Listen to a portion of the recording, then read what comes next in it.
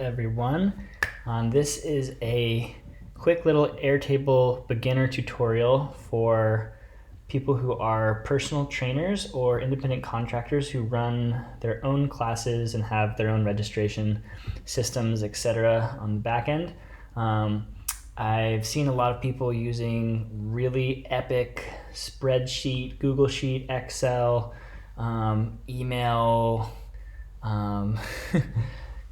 crazy workarounds for this stuff, and it's really inspiring to see how awesome people are. I also think that it can be so much easier with Airtable. So that's why I'm doing this tutorial, and I hope you enjoy it. I also have this template available. If you want the template, just let me know, I can send it to you, but it's really simple to make, and I think it's super beneficial to learn how to make it and actually do it yourself so that you know what's going on. So yeah, let's just jump right in. So we're gonna start with adding a new base. We're just gonna make this totally from scratch. Boom. We're not gonna use a template. We're going to name our base coaching. Bam. And we can make whatever color we want. Choose your own. I'm gonna do pink. And then we're just gonna dive right in. So if you're new to Airtable, that's awesome. And you're gonna learn so much in this, but don't be overwhelmed right now by all this stuff.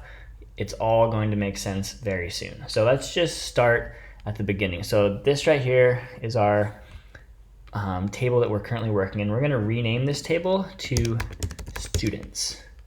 Boom. We have a students table, and then we're gonna just go ahead and build this table out to start. So obviously we need a student name. We're gonna keep that. We're gonna need notes, so we're gonna drag this over here. We're gonna keep that. We're gonna change this assignee. We're gonna change this to be email. So this is a student email, and the field type, instead of user, we want this to, of course, be an email field. And instead of status, we're gonna do phone. And you guessed it, we're doing a phone number for the field type. Cool, so that's pretty straightforward. And let's just go ahead and enter some test data in here. So let's just say Dan Apple and Dan at Apple. This is just, you can use your own info if you want. This is just a test data field. Boom. Okay, so now we have one student in our database. And then let's go ahead and add another empty table. And we're gonna name this one session types. Bam. So here we're going to go ahead and have it's gonna be a little bit different. So instead of a name, let's just call this what we're offering. Now, this is gonna be a single line of text, and this is where you can just put whatever offerings you have. So maybe that's a group fitness class. Maybe it's a animal flow class. Ooh. Maybe it's a 60-minute coaching session. Or maybe it's a 90-minute coaching session. These are whatever options you offer. Even if you just have one option, that's okay, or you can have a dozen. And then next to this, let's drag our notes over. Obviously we don't need assignee. We're just gonna do a price field, and then we're gonna make this a currency. Yeah, so this can be whatever currency symbol you use in your country, and we're just gonna make precision basic. And then let's just price each of these out. So let's say group fitness class, $15, animal flow class, $20, 60-minute coaching session. Let's say $60, 90-minute, $90, whatever. This is just whatever you want. And then instead of status, we're gonna do duration. So this is the length of time that this class will take. And again, we're gonna use field type duration. Yeah, and this is important here, the duration format. We have hour, minute. Yeah, so for a session that's an hour and 23 minutes, you would do 1:23. So we're gonna use that now. So let's say these are all 60 minutes, 60 minutes, 60 minutes, 60 minutes, boom. Now this 90 minute, it's going to be 1 hour, 30 minutes. Yeah, this is really important because this is a duration field. If we just put 90, that's not really gonna work. Yeah, so let's make sure that we're clear on that. Although I do, from what that just did, I feel like that actually did work. Yeah, so we can just put 90 and it does work, but just remember that's what this is saying. It's not saying it's at 1:30 in the morning, it's saying that it's 1 hour and 30 minutes long. But it seems like if you just type the number of minutes, that works. Yay. Cool, that's actually that's pretty neat. All right, anyways. And then notes, we'll just leave that empty for now. Cool, and okay, so we have all of our offerings in here. We're gonna add another empty table, and we're going to call this one schedule. Now this is where you're actually going to schedule all of your things, all of your classes and events and whatever. So this one is gonna get a little more interesting and fun, yay. So let's go ahead and we're not gonna touch this name yet. We're going to make a date field here. So this is gonna be the specific date of the occurrence, and then we're gonna use same time zone for all collaborators just because that makes things a little bit easier. You'll just know that this is your time zone. This can actually be a lot more interesting if you're working with remote sessions and people are in different time zones, but for now, let's just say use same time zone for all collaborators. We can also display the time zone if we want, just to be clear. You don't have to do that though. So we have date, let's insert a new field. So we right click here, insert right. We're gonna do location, boom. And this is gonna be let's do a multiple select, yeah? So let's add options. The gym, online, or different location. Maybe that's like the client's home or whatever you want it to be. Then we have our notes. Let's change the status to, so yeah, if we go status, we're gonna change this to be session type. Now, this is where things get interesting. Where do we get our session type from? Well, this is link to another record. To session types. We can allow linking to multiple records if we want, but in this case, we actually just want a single option for linking. So let's just go ahead and uncheck that, and bam. Okay, so now if we click here, it's gonna allow us to choose a session type, yeah? So do we want this to be a group fitness class, animal flow class, blah, blah, blah, blah. So let's just start out and let's just do an animal flow class.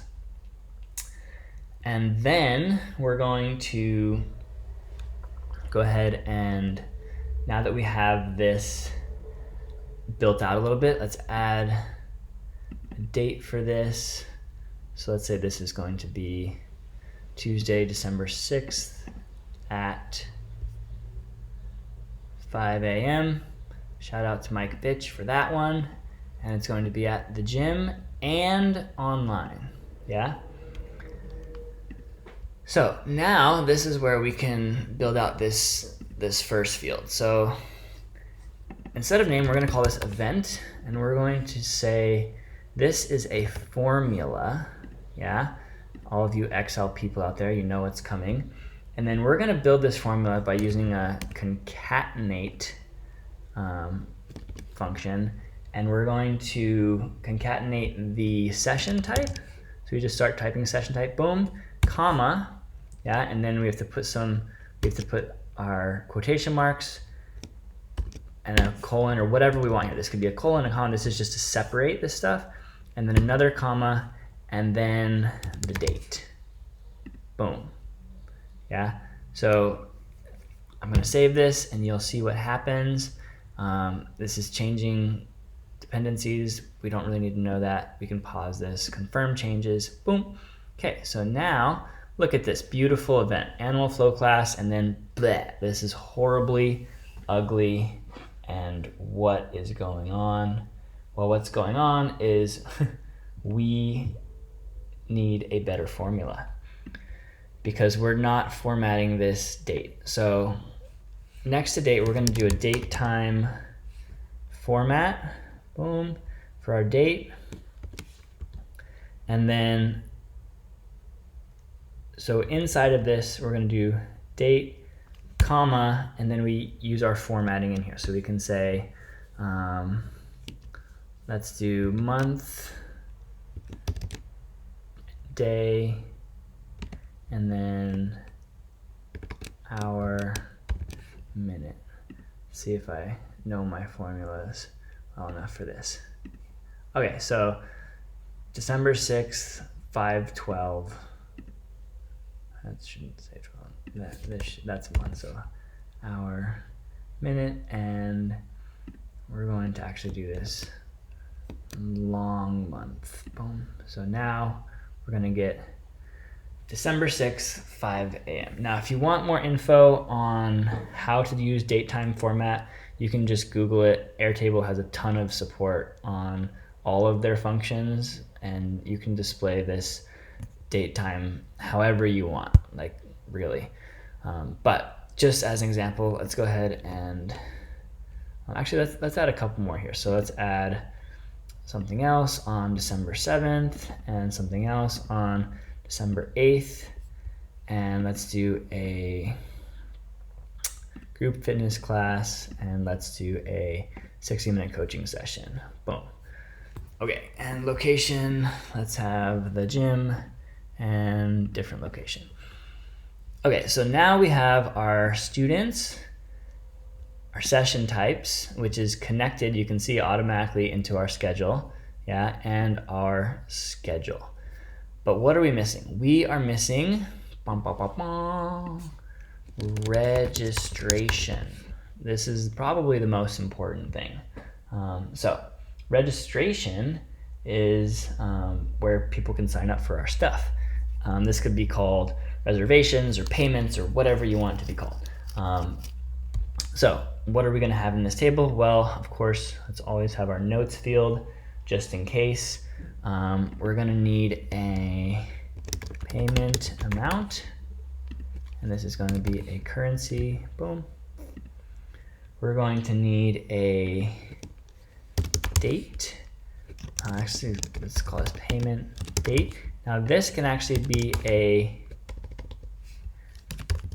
created time. So this can automatically be populated when we create a record. So you'll see how that works in a moment. And then of course, we are going to need the student who registered. So this is going to be a link to the students table. And this is just going to be a single record because it's just going to be one student per registration. And then of course, what are they registering for? They're registering for an event or a class. And that's going to be another link to our, not session types, to our schedule. Yeah, and they're just, well, you know what, they could pay for 2 classes. So let's allow linking to multiple records here. Boom. Okay, and you'll see if we go back to students, because we built this linked record, if we go back to students, now each student also has registration in here. Whoa, that's pretty fancy, right? So let's say we wanted to register this student for a class. We just click this little plus and, well, no, we don't do that. That's not how it works. Let's say we wanted to register a student for a class. We would do it here. We would select the student's name. We would select the class, animal flow, and let's say they paid us $20. Now, all of a sudden, Dan has an unnamed registration, and that's because we haven't filled out this formula yet, which is going to be our registration info. And you guessed it, it's another formula. And let's just have this be really simple. We're going to say the name, the student, and let's say the class. Boom. Boom. So now if we go back to students, we can see registered for animal flow on that specific date. Cool. Okay, so this is basically everything you will need for a basic version of this to work. And now we can go in and we can just start to see how all this stuff works together. So make sure you're at this point. If you have any questions, you can always get the template from me and make sure that all of your fields are correct, but you can always go back, rewind, make sure that you didn't miss anything. I'm going to go ahead and pull in some test data from a different template just so that we can start to play a little bit. So I'm going to just paste my test data in here. So now we have some more students that we can start to play with. And I'm just going to show a few things about what's possible here. Yeah. So first and foremost, if you're just using this as a backend tool and students are not interacting with this at all, this is already useful because we can, let's make a few more registrations. So let's add another registration from Alex to Animal Flow and a payment. Let's make another registration from Mike for this coaching session. And then let's make one more registration from Alex to the group fitness class.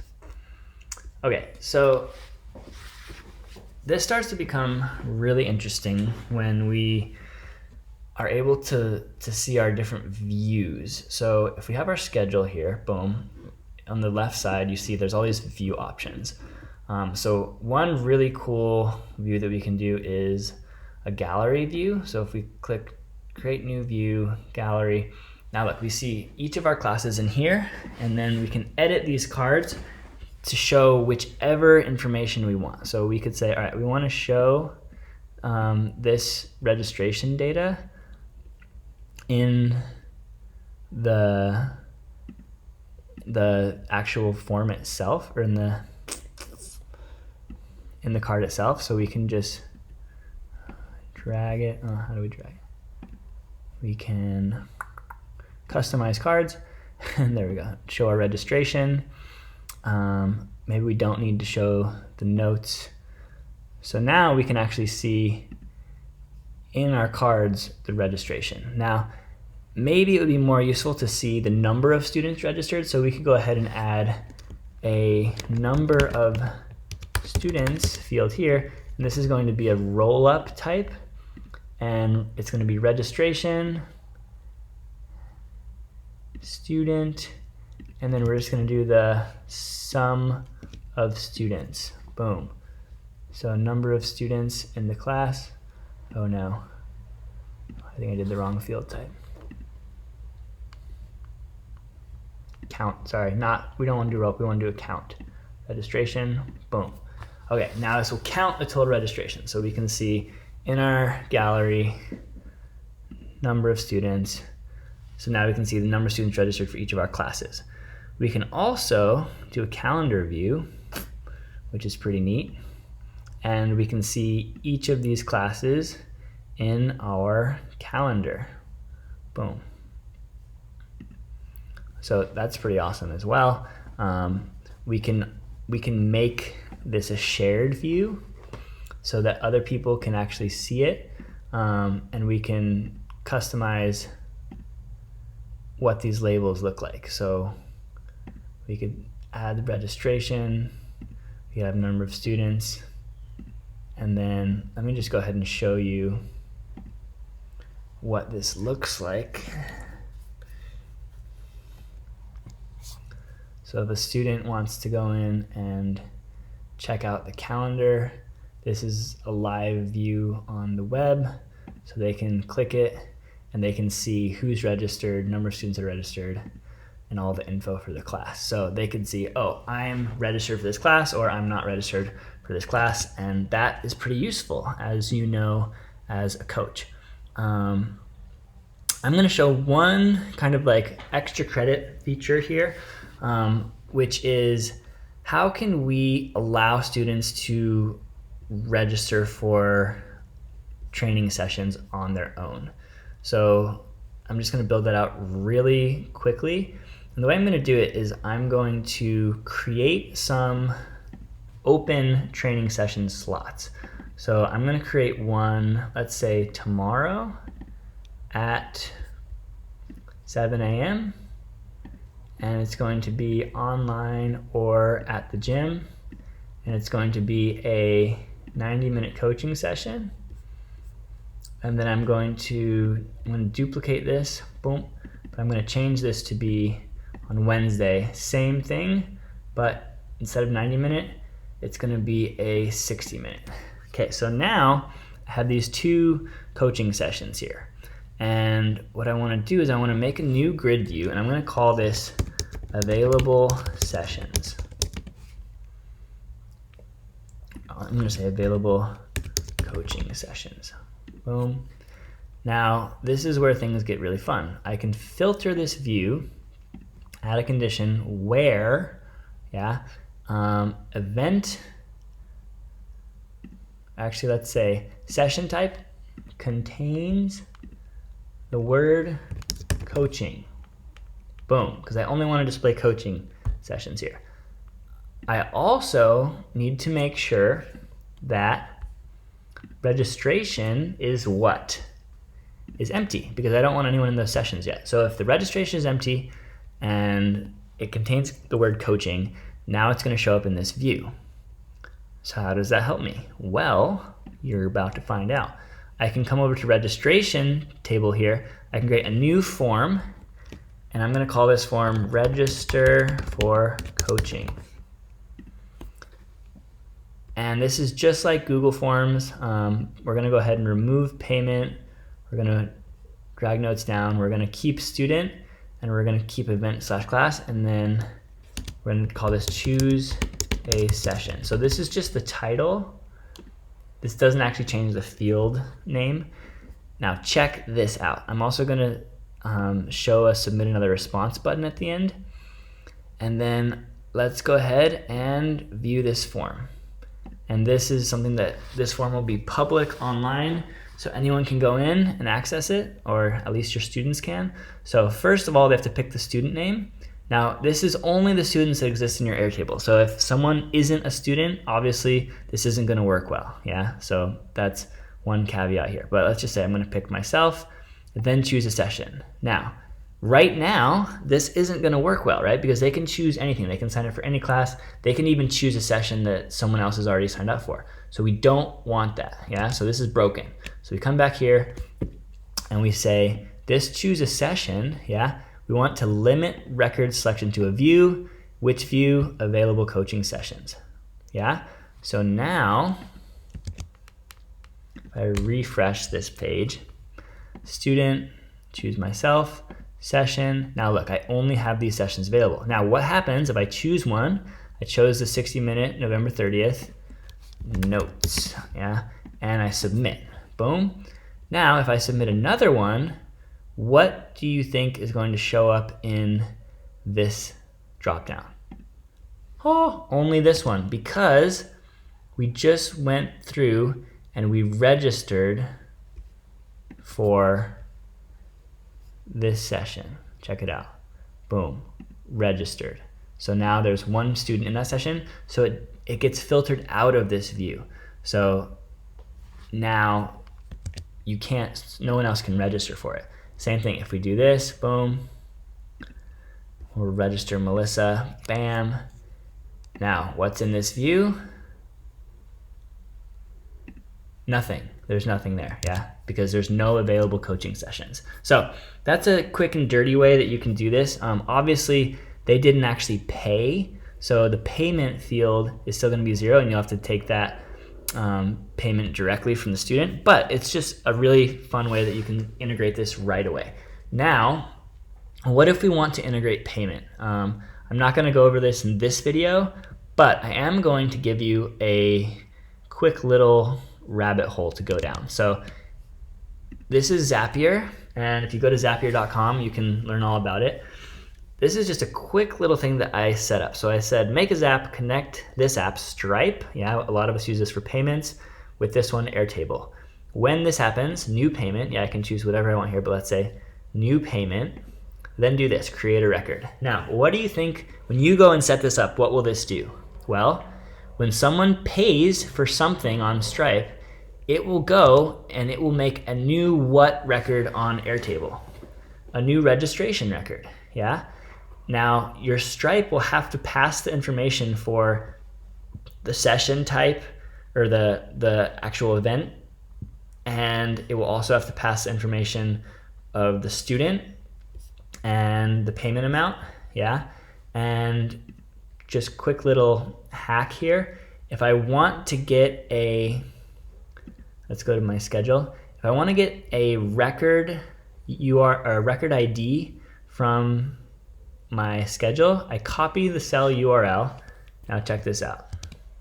If I paste this cell URL into here, see where I have, if I scroll over, see where it says rec, this is record, this is the record ID, yeah? So just for you nerd people out there, this might be useful for you, yeah? Or if you're really using that record ID a lot, what you can do is you can say ID, you can use a formula, and then record ID, boom. Now check this out. It's going to give you the record ID for this cell, yeah? I'm just saying you might need that if you're using Zapier. Now, if this last step just seemed like way too much, way over your head, or if you're like, you know what, I don't have time for that shit, I understand. And that's why I'm building Momentum, yeah? So what is Momentum? It is a way to have a front-end user experience and payment experience using a back end of Airtable, yeah? So the way that Momentum works is all of our data lives on the back end, but we can interface in the front end and students can access that, yeah? So if I open up Momentum, this is basically exactly what you all just built with students and events and sales and all this stuff. And if I add an event, let's go ahead and let's duplicate this and let's call it video test event, exclamation mark, boom. Now, I'm gonna delete this one. Actually, let's leave that. Now, if I go back to the website, over here, observe, there's no video test event in here. I refresh, oh gosh, I hope this works.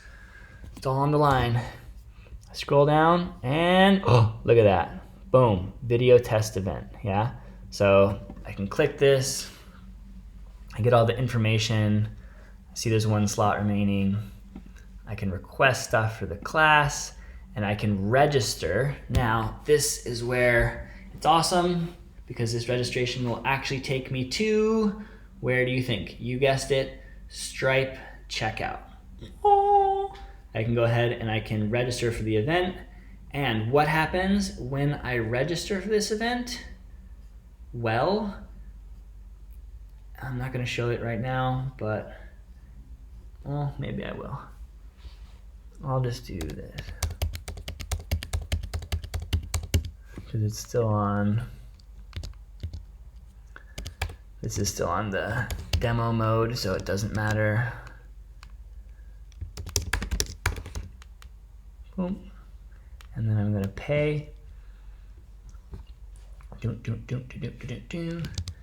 Let's just see it, let's do it live. Boom. So check it out. Here's my sales, students, and if all goes according to plan, this should, yep, it shoots me right back to here.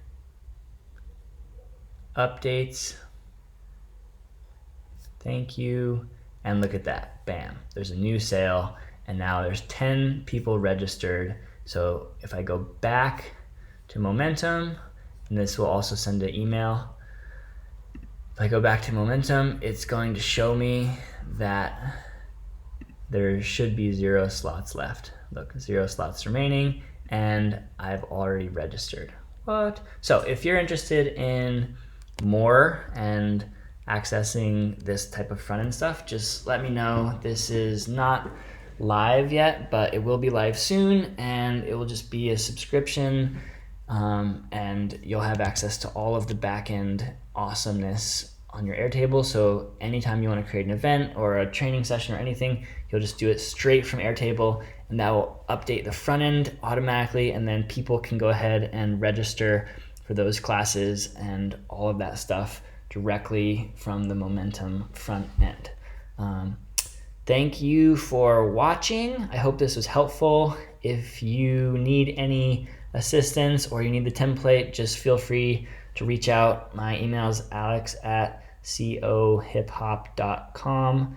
I would love to hear from you. If you want to see any additional tutorials in the future, or have feature requests for Momentum, or if you have a better way to do any of this stuff, I would love to know about it. So much love to everybody, and enjoy the air and the table. Peace.